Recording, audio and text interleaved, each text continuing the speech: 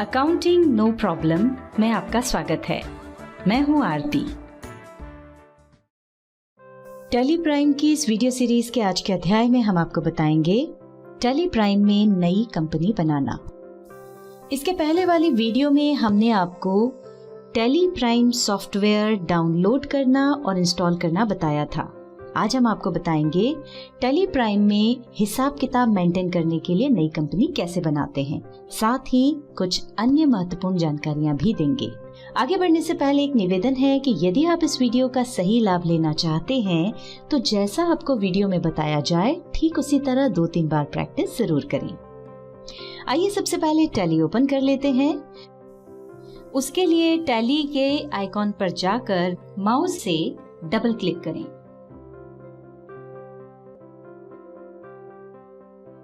और यदि आइकॉन दिखाई नहीं पड़ रहा है तो स्टार्ट बटन पर जाकर क्लिक करें और यहाँ टाइप करें टैली प्राइम। ऐसा करते ही सबसे ऊपर टैली प्राइम दिखाई पड़ेगा जो कि सिलेक्टेड होगा। एंटर प्रेस करें या उस पर पॉइंटर ले जाकर माउस से क्लिक करें। यदि आप लाइसेंस्ड टैली सॉफ्टवेयर का उपयोग कर रहे हैं तो सीधे टैली सॉफ्टवेयर खुल जाएगा, और यदि आप टैली का एजुकेशनल वर्जन उपयोग कर रहे हैं तो इस तरह की विंडो दिखाई पड़ेगी। इसमें कंटिन्यू इन एजुकेशनल मोड पहले से ही सिलेक्टेड है। आप चाहें तो एंटर प्रेस करें या माउस से उस पर क्लिक करें, और यदि चाहें तो इसकी शॉर्टकट की T प्रेस करें। ये देखिए यहाँ ऊपर कोने में टैली प्राइम EDU लिखा हुआ दिखाई दे रहा है। आपका लाइसेंस जिस भी प्रकार का होगा, जैसे एजुकेशनल, सिल्वर, गोल्ड आदि, वो यहाँ पर लिखा हुआ दिखाई देगा। इस पर क्लिक करके आप लाइसेंस की सारी इंफॉर्मेशन ले सकते हैं। हम वापस पिछली स्क्रीन पर जाने के लिए एस्केप की प्रेस कर रहे हैं। चलिए आगे बढ़ते हैं।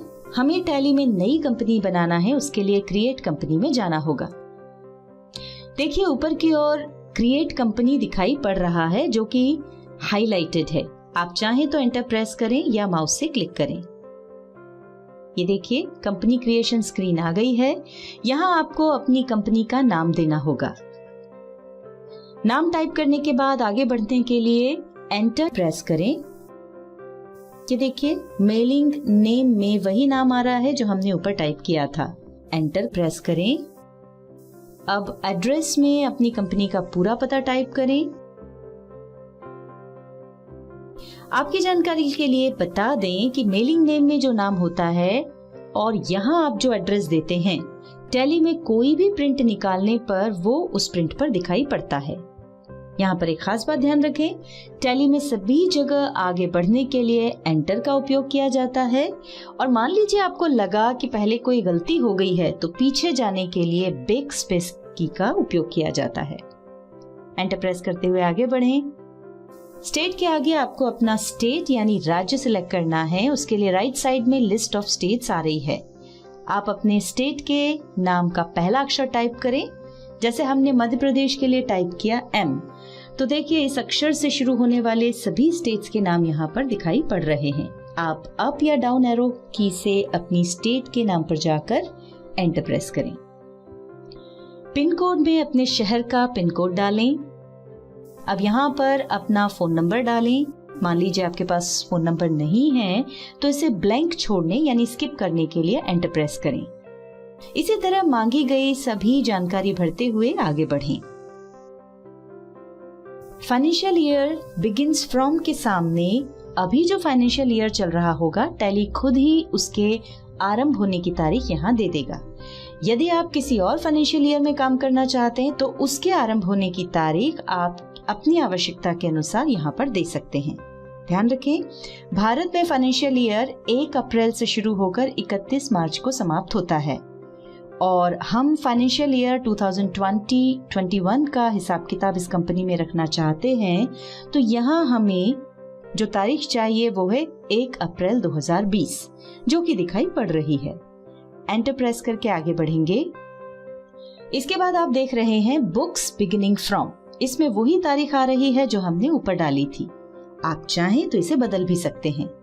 इसे बदलने की आवश्यकता क्यों होती है उसका कारण समझ लेते हैं। हम फाइनेंशियल ईयर 2020-21 में कंपनी बना रहे हैं और फाइनेंशियल ईयर की शुरुआत हो रही है 1 अप्रैल 2020 से, तो ये तो सही है। पर हमारी जो कंपनी है वो शुरू हो रही है 1 जुलाई 2020 से, यानी हम जो कंपनी बना रहे हैं उसमें हिसाब किताब 1 जुलाई 2020 से रखने वाले हैं। तो बुक्स बिगिनिंग फ्रॉम में हम 1 जुलाई 2020 डालेंगे। इससे ये होगा कि यदि हम कंपनी में अनजाने में भी कोई ट्रांजैक्शन इसके पहले के पीरियड में रिकॉर्ड करने का प्रयास करेंगे तो वो नहीं होगा। यहाँ एक और खास बात का ध्यान रखें, एजुकेशनल मोड में हम सिर्फ 3 ही तारीखों में काम कर सकते हैं और वो हैं 1, 2 और 31। मतलब जब आप डेट चेंज करेंगे तो टैली 1, 2 और 31 के अलावा किसी और डेट को एक्सेप्ट नहीं करेगा, इसलिए हमने यहाँ जुलाई की 1 तारीख ली है। ये देखिए एक्सेप्ट वाली विंडो आ रही है।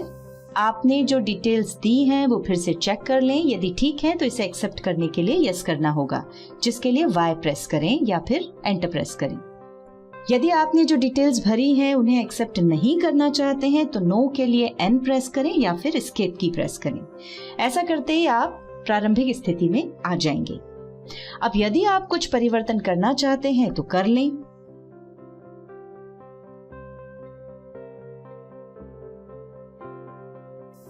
अब हमें आगे कोई करेक्शन नहीं करना है, तो हम इस स्क्रीन को एक्सेप्ट करने के लिए कंट्रोल और A की को एक साथ प्रेस कर रहे हैं।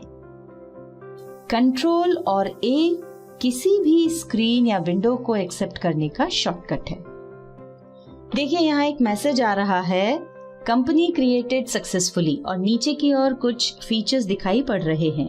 इन फीचर्स के बारे में हम आपको आगे समझाएंगे। अभी हम इस पॉपअप विंडो को एक्सेप्ट करने के लिए कंट्रोल और A कीज को प्रेस कर रहे हैं। देखिए यहाँ पर गेटवे ऑफ टैली की स्क्रीन आ रही है। इसमें सबसे ऊपर दिखाई देने वाले इस भाग को टॉप मेन्यू बार कहते हैं। इसमें हमें company, data, go to, import, export, email, print, help आदि से संबंधित ऑप्शंस मिलते हैं। इस टॉप मेन्यू बार की विशेषता ये है कि टैली में कोई भी काम करते समय ये हमेशा टॉप पर ही उपलब्ध रहता है, और यदि हम टैली में कोई काम कर रहे हैं तो उस काम को बंद किए बिना ही हम इन ऑप्शंस का उपयोग कर सकते हैं। चलिए आगे बढ़ते हैं। टॉप मेन्यू बार के बाद अब बात करते हैं राइट साइड बटन बार के बारे में, जिसमें अभी कुछ शॉर्टकट्स दिखाई पड़ रहे हैं। जब आप टैली में आगे काम करेंगे तो आपके काम की जरूरत के हिसाब से यहाँ के शॉर्टकट्स बदलते रहेंगे। जैसे कि अभी हमने वाउचर्स के लिए V प्रेस किया। देखिए ऐसा करते ही वाउचर से संबंधित शॉर्टकट्स यहाँ पर आ गए हैं। हम वापस पिछली स्क्रीन पर जाने के लिए एस्केप की प्रेस कर रहे हैं। यहाँ जो आप गेटवे ऑफ टैली लिखा हुआ देख रहे हैं, इसे हम टैली का मुख्य दरवाजा भी कह सकते हैं। इसे 4 भागों में ऑर्गेनाइज किया गया है: मास्टर्स, ट्रांजैक्शंस, यूटिलिटीज और रिपोर्ट्स। इनके बारे में हम आगे काम करते समय डिटेल में जानेंगे। अभी जो हमने कंपनी बनाई है वो खुली हुई है। देखिए यहाँ बोल्ड अक्षरों में उसका नाम दिखाई पड़ रहा है और ऊपर की ओर करंट पीरियड में जिस पीरियड में कंपनी खुली है वो दिखाई पड़ रहा है। करंट डेट में आप 1 जुलाई 2020 देख रहे हैं। ये वही तारीख है जो हमने कंपनी बनाते समय बुक्स बिगिनिंग फ्रॉम में ली थी। डेट ऑफ लास्ट एंट्री के नीचे कोई तारीख नहीं आ रही है, उसकी जगह पर नो वाउचर्स एंटर्ड लिखा है, क्योंकि अभी हमने इस कंपनी में कोई ट्रांजैक्शन रिकॉर्ड नहीं किया है। जब हम कोई ट्रांजैक्शन रिकॉर्ड कर देंगे तो आखिरी ट्रांजैक्शन की जो डेट होगी वो यहाँ पर दिखाई देगी। चलिए अब एक नई कंपनी और बना लेते हैं। उसके लिए क्रिएट कंपनी ऑप्शन पर जाना होगा, जो कि अब ऊपर दिखाई नहीं पड़ रहा है क्योंकि हमने जो कंपनी बनाई है वो ओपन है। अब क्रिएट कंपनी के लिए ऊपर जहां पर कंपनी लिखा है वहां पर हमें माउस से क्लिक करना होगा या ऑल्टर और के प्रेस करना होगा। ध्यान रखें किसी भी की के नीचे यदि एक अंडरलाइन हो तो इसका मतलब है कि ऑल्टर के साथ उस की को प्रेस करना है। हम ऑल्टर और के प्रेस कर रहे हैं। ये देखिए एक मेन्यू आ गया है जिसमें क्रिएट हाईलाइटेड है। हम एंटर प्रेस कर रहे हैं। एंटर प्रेस करते ही कंपनी क्रिएशन स्क्रीन आ गई है। यहाँ कंपनी का नाम और डिटेल्स डाल देते हैं।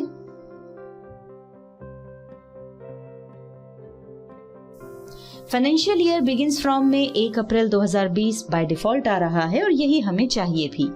हम एंटर प्रेस कर रहे हैं। देखिए बुक्स बिगनिंग फ्रॉम में भी यही तारीख आ गई है, हम यही रहने देते हैं और एंटर प्रेस करते हुए आगे बढ़ रहे हैं और कंपनी को एक्सेप्ट कर लेते हैं। देखिए कंपनी क्रिएटेड सक्सेसफुली का मैसेज आ रहा है और नीचे की ओर पहले की तरह ही कुछ फीचर्स दिखाई पड़ रहे हैं। अभी हम इस पॉपअप विंडो को एक्सेप्ट करने के लिए कंट्रोल और ए की प्रेस कर रहे हैं। अभी हमने जो नई कंपनी बनाई, अब उसका नाम बोल्ड अक्षरों में दिखाई पड़ रहा है।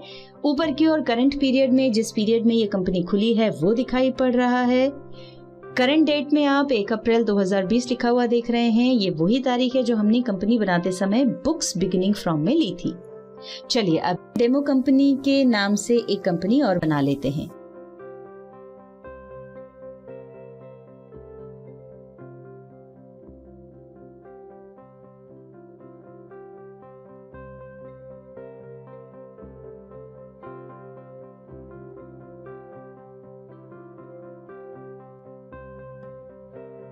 ध्यान रखें, यदि हम कोई भी काम करेंगे तो जिस कंपनी का नाम बोल्ड अक्षर में दिखाई पड़ रहा है वो काम उस कंपनी में होगा।